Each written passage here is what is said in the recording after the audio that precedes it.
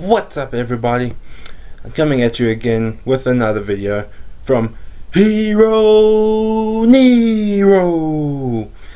and today I'm just going to be giving you a quick rundown of all the decks that had participated at this last week's regionals at Stone Dragon, and I'm just going to display everything right here for you as well. As you can see, we had 30 competitors in the regionals from this week, and I'm just going to go through the quick list. As you can see from those 30 decks, we had 7 tier element variants. Now, all those variants are just there to include the 2 tier element dangers that we had running around, the 2 tier element sprites. One of them was tier element Shadows, with the 1 tier element branded Despia, and 1 pure tier elements. It's actually pretty interesting because, as you'll see in the next couple of seconds, well, moments rather, that out of all 7 of these tier element decks, 3 of them were in the top 4 and all 3 of them were different. So it's actually quite interesting to see just how that turned out. Then as we go through the rest of the tier, well, all the decks, sorry, we had so many tiers that it's still on my mind. We had 3 Sprite Frog decks that were playing through. One of them also made it into top 4. Well, actually not really. It was the Sprite tier elements that made it into top 4. So, but yeah, we had 3 Sprite Frogs. So those 3 are going to be having their decks change a little bit with this next, well, with our current ban list now, now that Ronin has officially been banned. But as I'm going to discuss later, it's not going to hurt the deck too much. They still have their ways of playing through. But then we also had 2 Flanderies decks that were pure. One of the decks that we had was Runic Flanderies, so that was actually quite interesting to see, like just banishing everything and not caring. I suppose that's how Runics and Flanders work so well together, just as well as the 2 Exorcisted decks work together, because both of them just main D-shifter and they don't care. They want to banish all your stuff. Their stuff gets banished, so what? We don't care. They keep playing. And we also had 2 Scareclaw Adventure decks, as well as 2 Branded Eldritch Dogmatica decks. Or just to make it short, we had the Bed deck. And then the one that you'll see here on the chart that you can't see the tag, was a Salamangreat Adventure. That was, I think that was one of the biggest surprises. But the biggest surprise from the event I'll get to just now on the list. But then we also had the 1 Hero deck, so as the Hero player myself, I'm so glad to actually have seen Heroes there, still at least just one person playing Hero, so that was good. We had the 1 Sword Tenyi, and like I said, the big surprise for the event, in my opinion, was the Mech Knights, who actually did really freaking well. I mean, they made the top 8. It's, we'll be polite about it. They were the underdog of the tournament. No one expected to see a Mech Knight player there and then still making top 8. That was damn impressive. But then we also had the 1 Virtual Wall deck and the Phantom Knights, although the Phantom Knight play did incorporate Adventure as well, so I suppose we actually have to include the Adventure there, because we all know Adventure is a 1 card combo. And then we also had the Gotti, the Fish deck, as well as our Sky Striker player, so that was pretty interesting to just watch them come play through, see them first. Their biggest weaknesses being tier elements, the Flanders.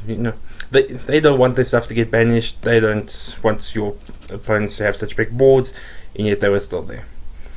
But then we also had the Danger Warcast and the Punk Zombie deck, so that was pretty interesting to see how all of them just came through together and fitting in with our, like I said, smaller than expected turnout, but still a pretty good turnout of 30 players. But yeah, like I said, that's all the decks that were present. Then at the same time, we also had, as you see here, right here now, our top 8s, where we had 2 tier Sprite decks and the 1 tier Danger deck. That was Pranesh, who actually won the event. And then we had the Branded Despia tier elements. And as mentioned, we had the Mech Knight player that made the top 8, the big surprise. The 1 Flanderies deck, the 1 Scareclaw Adventure deck, and the 1 Sprite Frog deck.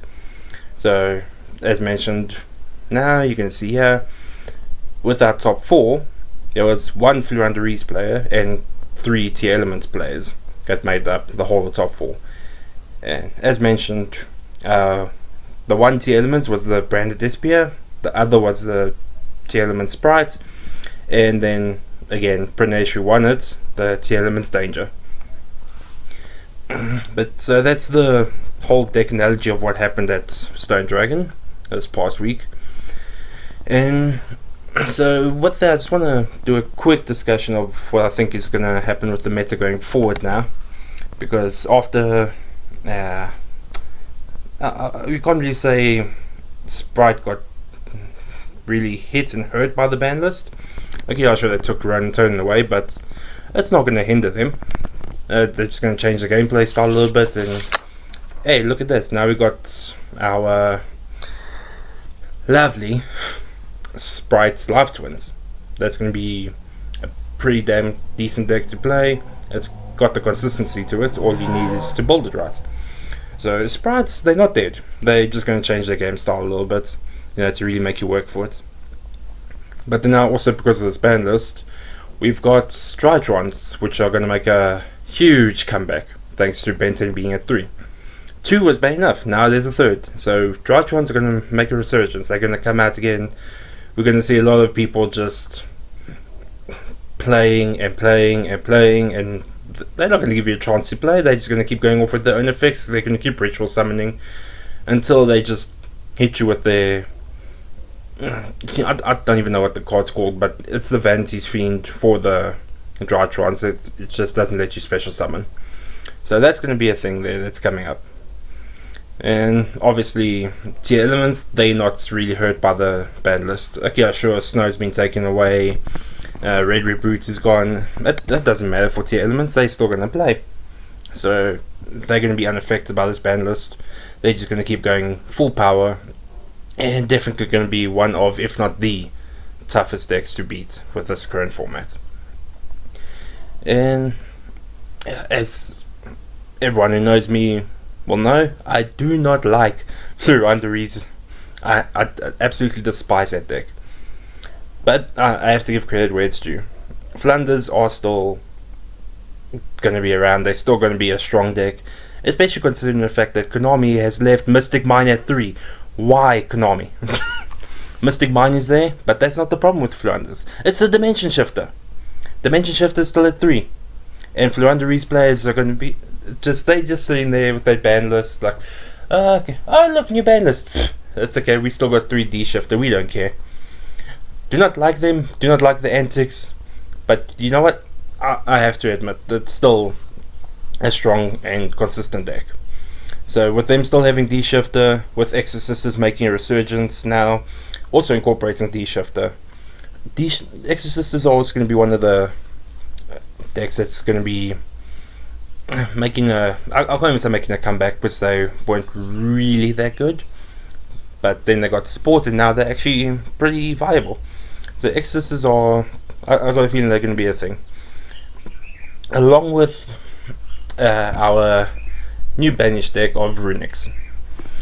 Not too many people have played it so far, but with Sprite taking that slight knock, I got a feeling some people are actually going to start playing more Runics and just start banishing everything from your deck. So you're going to have those players, that's the Runic, Mystic Mine decks. They're either going to try deck you out with the Runic engine, or they're just going to make you deck out yourself with the Mystic Mine. Either which way, their goal is to deck you out and not let you get anything off to activate. So Runics, I got a feeling they got potential to be something really good. I see them being a real threat in the foreseeable future. Maybe not right now, but pretty soon I got a feeling they're going to be good there. And then at the same time, we still got our Sword Souls, we still got Punk, they still viable to play. Whether you just want to splash the Punk engine in, or you want to play pure Punk, it's still a viable deck. So I think they're still going to be playing for quite a while. You're going to see them every once in a while at least. But at the same time, Alglitch is not going anywhere. And now the Red Reboot has been banned, more players are going to be playing Glitch because you're getting rid of that hate. So they're going to happily set 5 past turn, and look, we got nothing to stop us now because you don't have a red reboot. So we're going to pop off and just have fun. And Invoked, Invoked could actually make a slight comeback now, because especially with Tearlaments, they can summon out Kaliga so easily. I think Invoked might actually make a slight comeback. Not big, but they're going to make their presence felt again. That's just my prediction on this ban list now with the new format. But I hope you guys enjoyed the video. As I said, if you would like to see more content on how everything has gone from this regionals, I'm going to link it in the description down below, as well as our first place deck from Pranesh. But then that's another video from me, done and dusted. Cheers guys.